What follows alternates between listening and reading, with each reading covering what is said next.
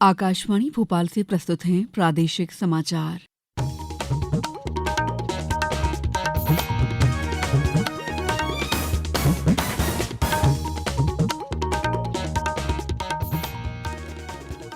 नमस्कार, समाचारों के साथ मैं दीपा सिंह। सबसे पहले मुख्य समाचार। राष्ट्रपति आज भुवनेश्वर में प्रवासी भारतीय सम्मेलन में लेंगे हिस्सा, प्रवासी भारतीय सम्मान करेंगे प्रदान। नई दिल्ली में आज से विकसित भारत यंग लीडर्स डायलॉग 2025 की होगी शुरुआत, देश भर के 3,000 युवा लेंगे हिस्सा। प्रयागराज महाकुंभ के विशेष प्रसारण के लिए आकाशवाणी के कुंभवाणी चैनल की आज से होगी शुरुआत। और प्रदेश के 8 जिले शीतलहर के चपेट में, आज भी शीतलहर के लिए कई जिलों में येलो अलर्ट जारी। अब समाचार विस्तार से। राष्ट्रपति द्रौपदी मुर्मू आज भुवनेश्वर में 18वें प्रवासी भारतीय दिवस सम्मेलन में भाग लेंगी। इस अवसर पर वे लगभग 75 देशों से बड़ी संख्या में आए प्रवासी भारतीयों को संबोधित करेंगी। आज इस 3 दिवसीय सम्मेलन का आखिरी दिन है। राष्ट्रपति मुर्मू विभिन्न क्षेत्रों में उत्कृष्टता के लिए प्रवासी भारतीय सम्मान भी प्रदान करेंगी। ये पुरस्कार किसी अनिवासी भारतीय मूल के व्यक्ति या एनआरआई या पीआईओ द्वारा स्थापित किसी संगठन या संस्था को दिया जाने वाला सर्वोच्च सम्मान है। विकसित भारत यंग लीडर्स डायलॉग 2025 आज नई दिल्ली के भारत मंडपम में शुरू होगा। युवा मामले और खेल मंत्रालय ने कहा है कि 3 दिवसीय कार्यक्रम का उद्देश्य युवाओं को विकसित भारत के लिए नवीन समाधान पेश करने के लिए एक अनूठा मंच प्रदान करना है। ये युवा नेताओं को देश के भविष्य को आकार देने में अपने विचारों का योगदान देते हुए नीति निर्माताओं, राष्ट्रीय और वैश्विक हस्तियों के साथ सीधे जुड़ने का अवसर प्रदान करेगा। इसके लिए देश भर के युवा नेताओं ने विकसित भारत के लिए अपने विचारों को व्यक्त करने के लिए विभिन्न कार्यक्रमों में भाग लिया है, जिसमें लगभग 30 लाख युवाओं की भागीदारी है। इस डायलॉग में भाग लेने के लिए 3,000 गतिशील और प्रेरित युवाओं का चयन किया गया है। प्रतिभागी 10 पहचाने गए विषयों पर केंद्रित विषयगत प्रस्तुतियों और प्रतियोगिताओं में भाग लेंगे। संसदीय कार्य मंत्री किरण रिजिजू आज नई दिल्ली में केंद्रीय विद्यालयों को 34वीं राष्ट्रीय युवा संसद प्रतियोगिता 2023-24 के पुरस्कार प्रदान करेंगे। संसदीय कार्य मंत्रालय ने एक बयान में कहा है कि केंद्रीय विद्यालय संगठन के 25 क्षेत्रों में फैले लगभग 150 केंद्रीय विद्यालय प्रतियोगिता का हिस्सा रहे हैं।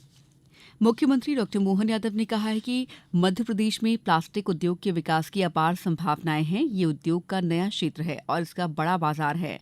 इस उद्योग में रोजगार की भी बेहतर और बड़े अवसर हैं। मुख्यमंत्री कल इंदौर में प्रारंभ हुए प्लास्टिक उद्योग सम्मेलन प्लास्टपैक 2025 को संबोधित कर रहे थे।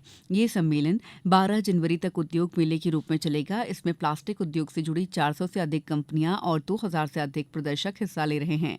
कार्यक्रम में मुख्यमंत्री ने कहा कि प्रदेश में प्लास्टिक इंडस्ट्री को प्रोत्साहन देने के लिए नीतियों में जो बदलाव करना पड़ेगा वो सरकार करेगी। मैं आश्वस्त करना चाहूंगा कि हाँ, आपने अपने बलबूते पर जो जो प्रस्ताव लेकर आएंगे, हमारे अधिकारी यहाँ है और अधिकारी के बलबूते पर हम सीसीआईपी के माध्यम से 100 करोड़ से ज्यादा निवेश करने वाले सभी मित्रों के लिए आपकी हमारी सरकार की पॉलिसी भी है।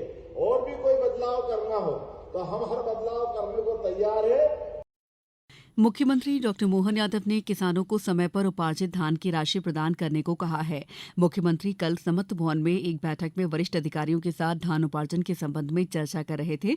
बैठक में बताया गया कि प्रदेश में न्यूनतम समर्थन मूल्य पर अब तक 5.5 लाख किसानों से अधिक किसानों से 36 लाख मीट्रिक टन धान की खरीदी जिलों में उपार्जन केंद्रों पर संपन्न हो चुकी है। प्रदेश में लगभग 44 लाख मीट्रिक टन धान उपार्जन का अनुमान है। धान का उपार्जन 23 जनवरी तक किया जा रहा है। किसानों के खातों में 5,000 करोड़ रुपए से अधिक की राशि अंतरित की जा चुकी है। समाचारों में वक्त है ब्रेक का। ये समाचार आप आकाशवाणी मध्य प्रदेश से सुन रहे हैं। ये समाचार बुलेटिन YouTube पर Madhya Pradesh news all India radio channel पर और फेसबुक साथ ही एक्स प्लेटफॉर्म पर AIR न्यूज भोपाल पेज पर सुने जा सकते हैं। इसके अलावा आप हमारी वेबसाइट newsonair.gov.in पर अथवा न्यूज ऑन AIR ऐप पर भी समाचार सुन सकते हैं। ब्रेक के बाद समाचारों में आपका एक बार फिर स्वागत है। प्रयागराज में महाकुंभ का आयोजन 13 जनवरी से 26 फरवरी तक किया जा रहा है। उत्तर प्रदेश के मुख्यमंत्री योगी आदित्यनाथ ने कहा है कि इस वर्ष महाकुंभ में 40 करोड़ से अधिक श्रद्धालुओं के आने की उम्मीद है। इस आयोजन से अर्थव्यवस्था में लगभग 2 लाख करोड़ रुपए की योगदान का अनुमान है। कल प्रयागराज में महाकुंभ की तैयारियों की समीक्षा के बाद श्री योगी आदित्यनाथ ने कहा कि महाकुंभ आस्था और आधुनिकता का संगम होगा।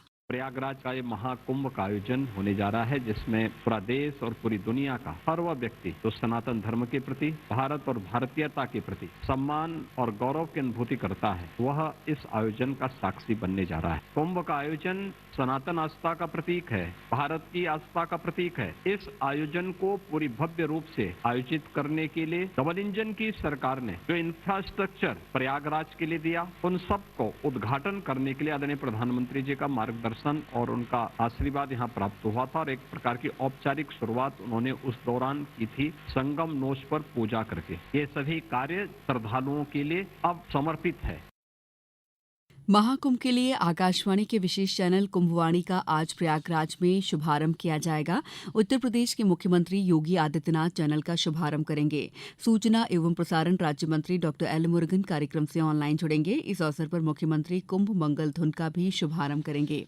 कुंभवाणी पर आज से 26 फरवरी तक महाकुंभ की हर गतिविधि पर आधारित कई कार्यक्रम सुबह 5:55 से रात 10:05 तक प्रसारित किए जाएंगे। कुंभवाणी चैनल पर अमृत स्नान का आंखों देखा हाल सुनाया जाएगा। कार्यक्रम को 103.5 megahertz frequency news on AIR app और OTT प्लेटफॉर्म पर भी सुना जा सकेगा। मुख्यमंत्री डॉ मोहन यादव आज भोपाल के रविन्द्र भवन में विभिन्न विभागों के लिए चयनित 362 शासकीय अधिकारियों और कर्मचारियों को नियुक्ति पत्र वितरित करेंगे। कार्यक्रम में किसान कल्याण और कृषि विस्तार विभाग के 256 कृषि विस्तार अधिकारी, पशुपालन और डेयरी विभाग के 70 सहायक पशु चिकित्सकों और राजस्व विभाग के 36 नव चयनित नायब तहसीलदारों, शासकीय अधिकारियों और कर्मचारियों को नियुक्ति पत्र प्रदान किए जाएंगे।